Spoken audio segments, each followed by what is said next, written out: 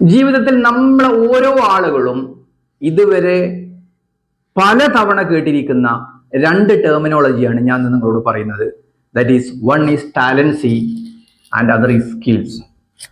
എന്താണ് തമ്മിലെ വ്യത്യാസം? നമുക്ക് ടാലന്റ് ആവാൻ സാധിക്കില്ല, പക്ഷെ നമുക്ക് സ്കിൽഫുൾ ആകാൻ സാധിക്കും.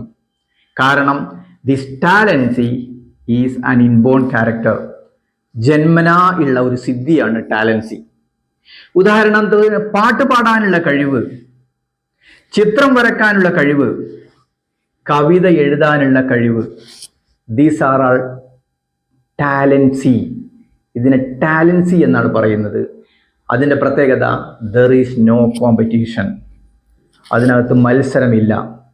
അത് ഇൻബോൺ ആണ്, ഓരോ വ്യക്തികളിൽ അധിഷ്ഠിതമാണ്. അതുകൊണ്ടാണ് വിദ്യാഭ്യാസ സിസ്റ്റത്തിന് നമ്മൾ ടാലൻസിക്ക് പ്രാധാന്യം കൊടുക്കണം എന്ന് പറയുന്നത്.